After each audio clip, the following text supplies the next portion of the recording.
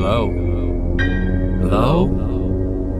Please, I know you can hear us. We are trapped here in the spaces between worlds.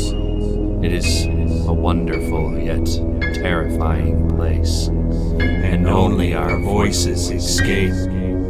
You can help us. You can let us in before we go mad.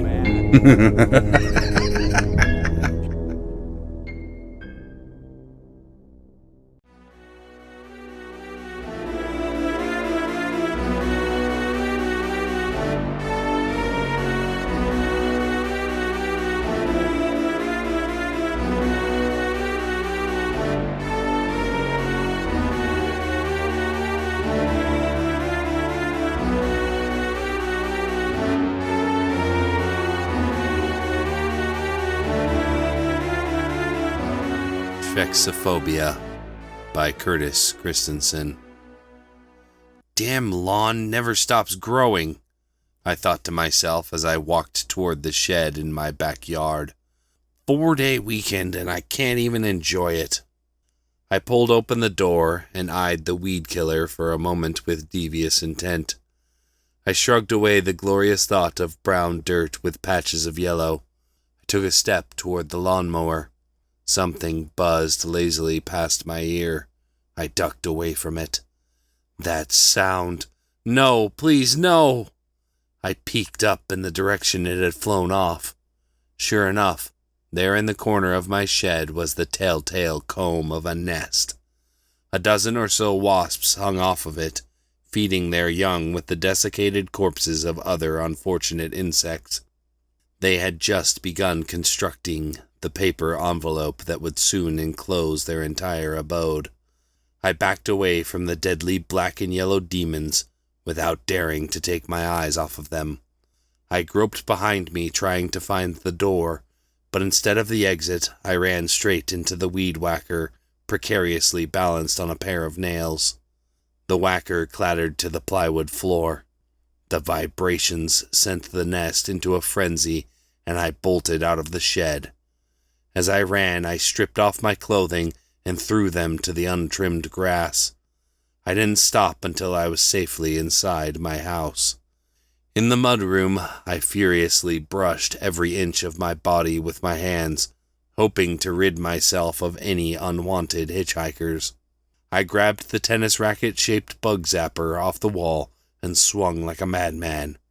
When my paranoia was satisfied, I darted into the main entry of the house and closed the door behind me. My heart was thumping as I collapsed my partially nude body onto the couch. I stared off at the blank television screen, my mind repeating over and over, "I hate those things. I hate those things." I fell asleep as my pulse dropped to an acceptable rate. My dreams were filled with buzzing, flashes of yellow, and the pain of 1,000 stinging vespid needles.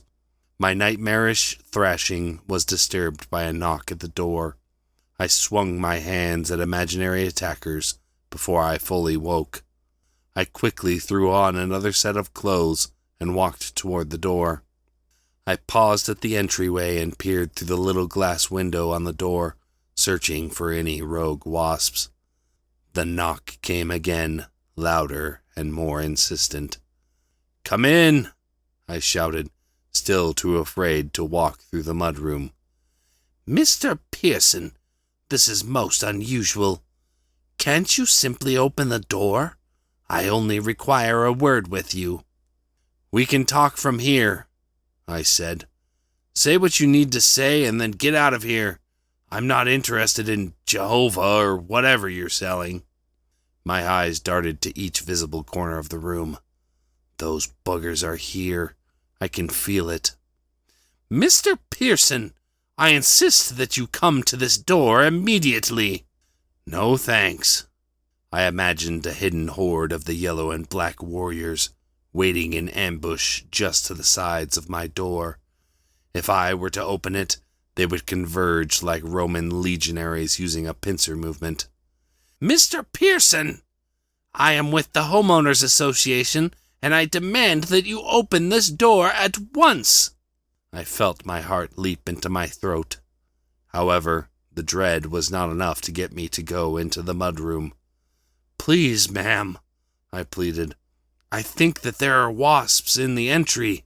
I could hear a muffled scoff. The front door opened and I saw a pudgy woman standing in the doorway. She looked around the room and then at me. "Mr. Pearson, there are no wasps or any other manner of insect in here. Please come out." I cautiously twisted the handle and pulled the door open. Still, I half expected to be swarmed. The short woman eyed me suspiciously as my eyes darted about, looking for any color other than the white of my walls and the bronze of the coat rack. "Mr. Pearson, I'm here to talk to you about the state of your lawn. Not only is it unkempt by Silver Heights standards, but there also seems to currently be articles of fabric littered about. As you well know, this is unacceptable. We here at Silver Heights expect very little, but this breach of contract is disturbing to say the least. Get your lawn in order, or you will be facing more fines. I am issuing you a citation for $50. Get your lawn cut by the end of the day, or we will be forced to double it." "But ma'am," I babbled, "the wasps!" "Wasps or no, Silver Heights requires compliance, and it is Miss Blevins to you." She turned around and walked off while I was still going on about wasps and sheds. The damn H.O.A. I owned the property. What business was it of theirs to fine me for grass that was just a couple of inches too long? But I had signed the contract. The green stalks were supposed to be below 4 inches at all times. Mine were upwards of 6. I could just hire someone to mow it, but what a waste of money when my lawnmower was sitting just a few yards away in the shed. No, I was going to get that grass cut to size. I was already $50 down due to the fine. Hell, if I was going to pay another $50 to some beaner to chop it. I grabbed a pair of goggles, a heavy jacket, thick gloves, and wrapped towels around any exposed skin. Sweat poured from my skin and was sucked up by the compounded layers of cloth around me. I walked to the shed and opened the door. Immediately I looked to the nest that the wasps had been laying and nearly sucked in the dish rag that was over my mouth. It had quadrupled in size, and the workers were now busy finishing up the circular pattern of gray envelope. There had to be hundreds now. I inched my way to the lawnmower, moving slowly and carefully, trying to keep my footfalls from stirring up the mass that was crawling and flying around the nest. I grabbed the handle of the mower. The buzzing intensified. As I pulled the machine away, the bastards started dive-bombing me. They went right for my goggles. I could see their jabbing stingers searching for purchase. I heard the miniature thudding of wasp bodies against the plastic pane of my eye protection. Liquid smeared across my vision, and more of them came as if drawn to the effort of their brethren. I shrieked, but managed to pull the mower through the door with me. I slammed it shut and started to run. A full wing of aerial combatants swirled around my head, their strafing runs cut short merely by the thick layer of fabric wrapped around my skin. I ran to the water spigot and spun the valve to full blast. The hose spurted out a counterattack. I sprayed the things out of the air and doused myself in the flowing liquid. As before, I stripped off all of my layers and sprinted to the house in my underwear, still screaming. I didn't even care that some of the neighbors were watching and commenting on my behavior. I didn't dare exit. I was so scared of the stinging buggers that I sat by the windows, watching for the enemy. I surveyed the shed and saw their point of exit. There was a single hole in the side of the wall that the scouts and scavengers used to venture out. I waited for the sun to set. I had heard before that wasps were less active at night. When I was satisfied that they were no longer flying in and out of the hole, I grabbed my caulk gun and went to plug their egress. Once again I adorned myself with protective gear and grabbed a tube of caulk. I had to completely close off their way out. I carefully drew closer to the side of the shed. There was no movement, so I shoved the conical end of my caulk into the gap and depressed the trigger with reckless abandon. I caked a dripping pile on the outside. There was no way they could get out now. I turned to my lawnmower and pulled the cord. It churned into life, and I nearly cheered in exultation. My lawn would be cut. My neighbors would probably be pissed at the noise this late in the evening, but I didn't care. I would slice it down and avoid the $100 fine. I managed to make my first pass around the house before the mower chugged and spurted out a plume of white smoke. Its motor sputtered and came to a stop. It was out of gas.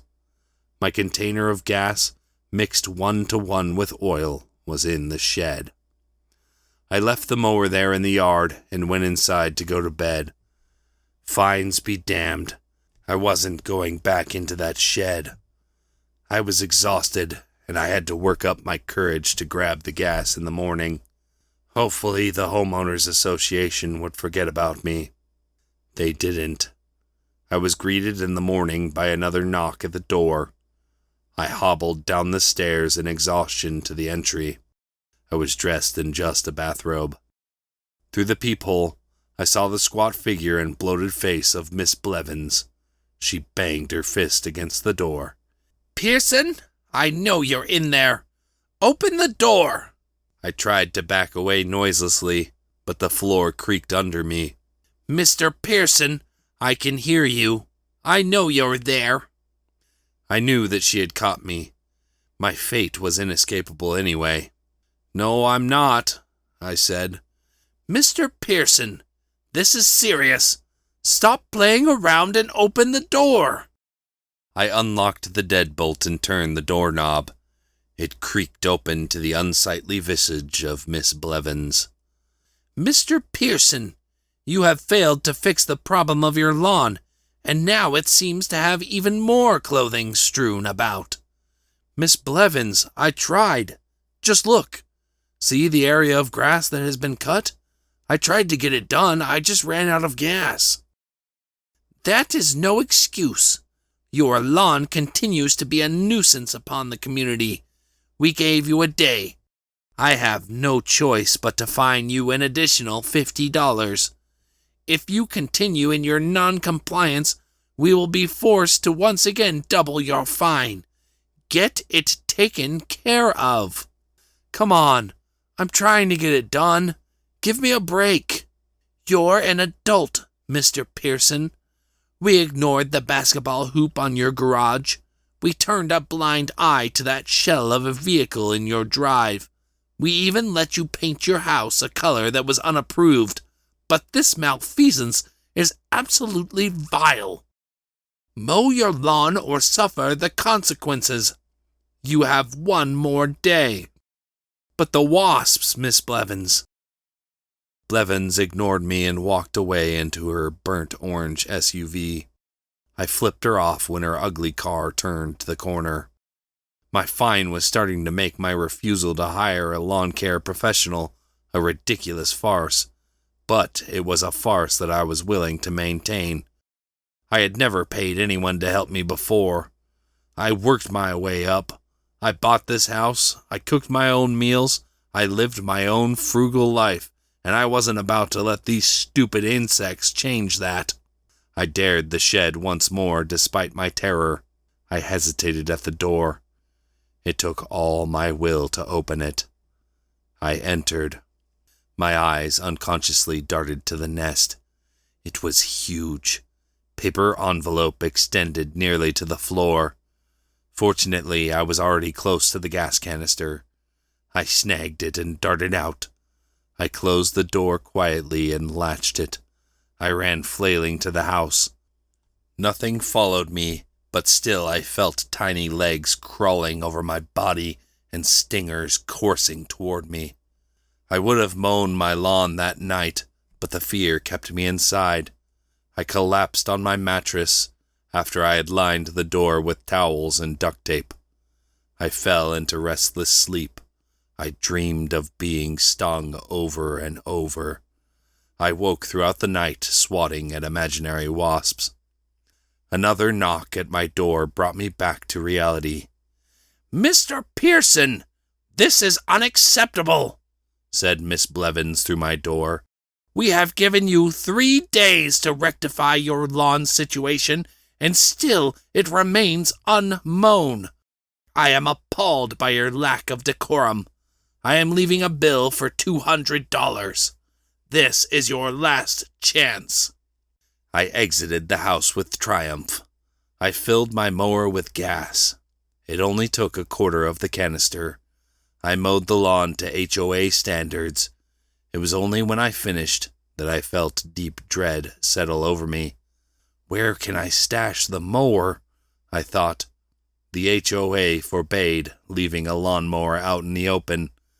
I had no choice. I cautiously moved the mower toward the shed. I unlatched the door. The nest now covered nearly half of my shed. Gray layered paper wrapped down the wall and enveloped it with warped structures. I couldn't even see my bike, storage boxes, and Christmas decorations anymore. I shoved the mower in and slammed the door. Buzzing wings collided with the barrier and I fled. Then I saw it. The lawn looked great, but around every hedge and tree, at the base of my porch, and under my fence were fringes of errant grass. The stalks were going to seed, and my weed whacker was in the shed. That's it. I'm calling an exterminator, I thought. Whatever the cost, I need to be rid of those monsters. I went through my house, checking the seal of every window and door. None of them seemed compromised. I felt safe. I grabbed the yellow pages from the top of my fridge and started dialing numbers. Only one picked up. "Thanks for calling Bug Stompers. Best pest control in the West," said an overly chipper man. I heard someone else yelling in the background. "That's not our slogan." "I'm just trying it out. Hush, I'm on with a customer," he said to his coworker.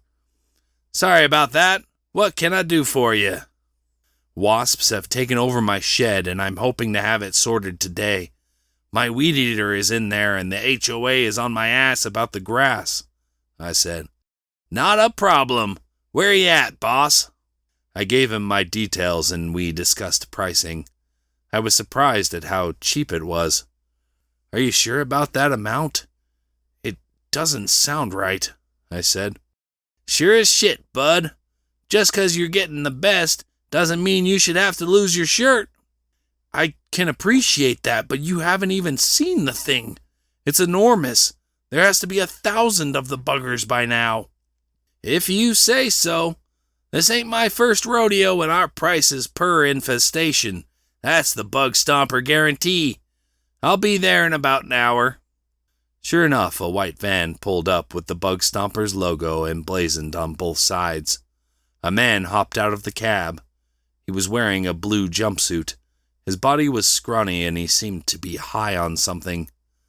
I walked out to greet him. He over-enthusiastically grabbed my hand with 2 fists and swung it up and down until my shoulder was sore. "Pleasure to meet you, Mr. Pearson. I'm Bobby. Now let's go ruin some wasp's day." I simply pointed out the shed and retreated into the safety of my home. I watched as he placed a netted hat over his head. Bobby gathered a cylinder of insecticide from the back of the van and plugged a hose and nozzle into it. He twitched giddily the whole way to the shed. There was a change in his demeanor when he opened the door. His twitching stopped. A swarm of yellow and black emerged from within the shed. Bobby slammed it shut and latched it. He sprayed poison into the air. Gaseous haze surrounded him. It did little to stop the strafing runs of the wasps. They pelted him over and over until he dropped the spray nozzle. Bobby swung his arms wildly at the buzzing horde surrounding his head. He sprinted back to his van and hucked the whole assembly of insect killer into the passenger seat. The van peeled out, erratically swerving through Silver Heights. That's it. I'm over this crap. The H.O.A. will have to deal with a few overgrown stalks of grass. I grabbed a lighter and the gas can. Just as I was about to exit the house, a burnt orange SUV pulled into the drive. Looks like it's my daily visit from Miss Blevins, I thought. I dropped my arson implements and exited the house to greet her. Mr. Pearson, it appears that fines are not enough to persuade you. We are putting a lien on the property, she stated with snide superiority.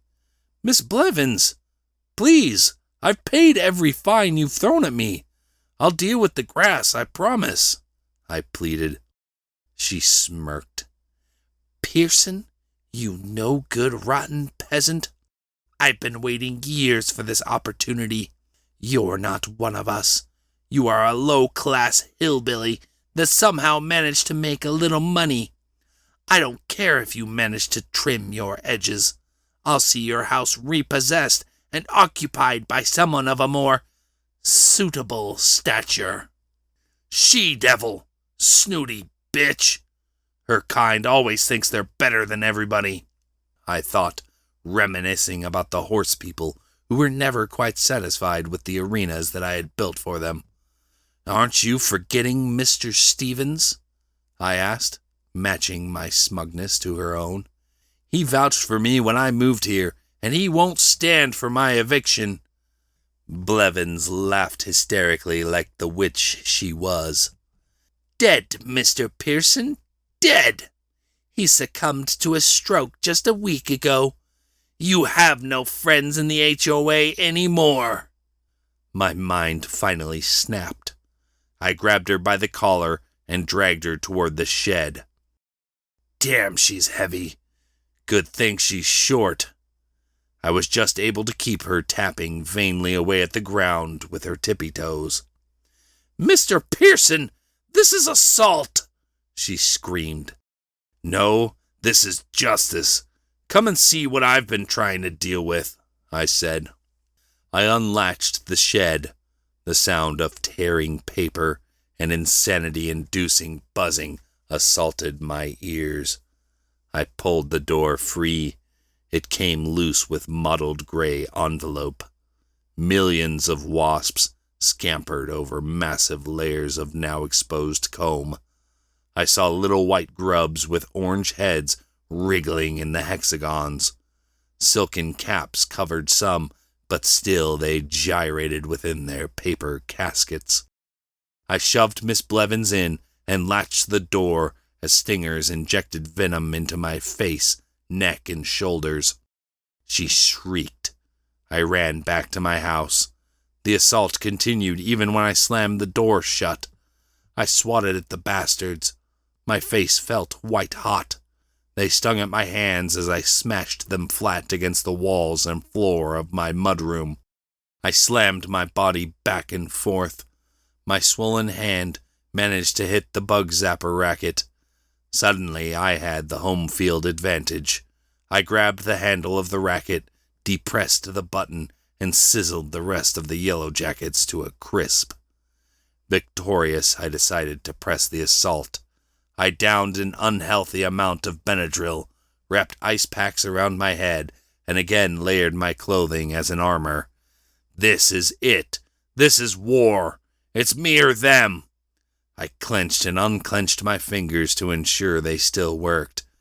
It hurt like hell, but I could still move them. I grabbed the gas can and the lighter from where I'd left them. I stuck the lighter in my pocket and snagged the bug zapper. Racket in right hand and gas canister in the left, I exited my house. They were waiting. The wasps attacked the instant I opened the door. I swatted them away with electrical vengeance. A few stingers dug through my layers. I wiped away swaths of them with my racket. They crackled against the array of wires. I battled toward the shed. The swarm thinned from every strike. I poured gas around the shed.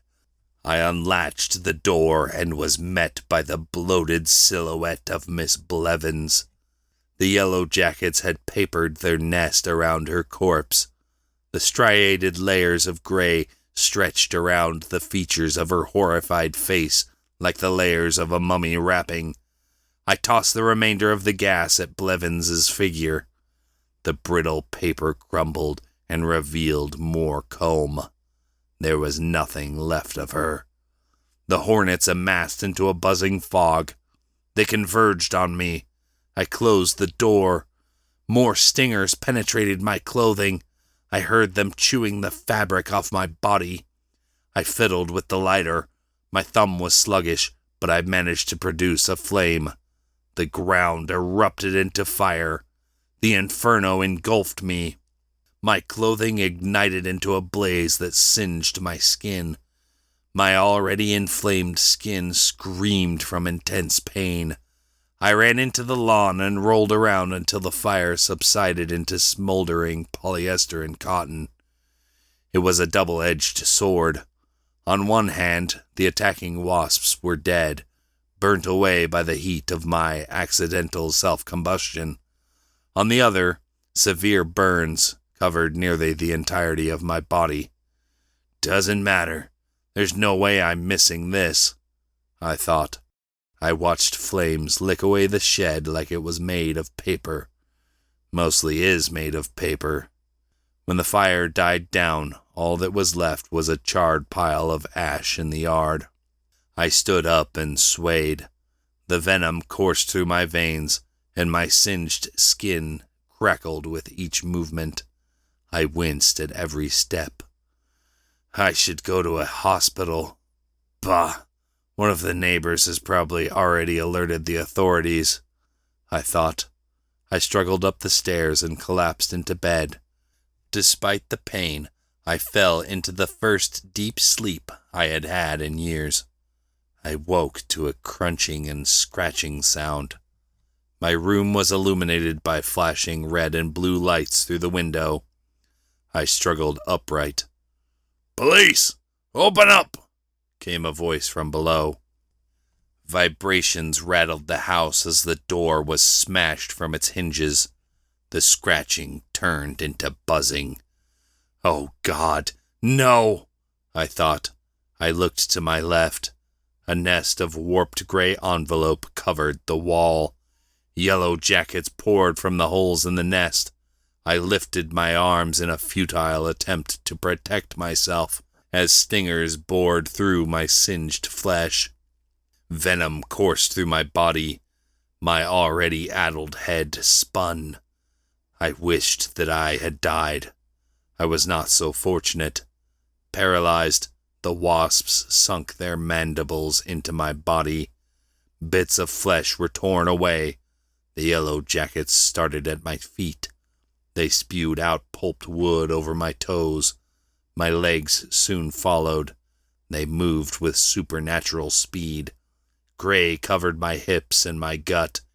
Every expansion of the nest meant more meat torn away from my bones. Bizarrely, they left my chest and head exposed. The officers smashed into my bedroom, rifles pointed at my body. I laughed from the hilarity of the situation, and in the same breath I yelled, "Help!" The policemen unconsciously lowered their weapons as the terror set in. They backed away, but it was too late. They had stirred the swarm, and their firearms proved ineffective against the deadly horde. Bullets coursed through the room. I hoped that one would end my suffering. I was not so lucky. In the end, the cops became more nest, woven together into a tapestry of gray paper. They were given the release of death. I was not. The envelope extended over the entirety of the officers. I watched the grisly event unfold. It was ridiculous, but I believed that the wasps were keeping me alive, torturing me for what I had done. Something wriggled on my chest. I couldn't move my neck, but my eyes craned downward. I nearly passed out from the sight. The wasps had carved little fleshy combs into my chest. Larvae dotted each one. I groaned in agony as they pupated. Finally, they emerged, new wasps to bolster the nest. I shrieked as they feasted on the comb of my chest with their hardening mandibles. Then they moved onto my face. They tore away at my neck. I closed my mouth and they ate my lips away. My eyelids were shredded. I was forced to watch the shadows of their bodies, legs, and twitching antennae. The yellow jackets tore my nose away piece by piece. One of them slipped up my nostril.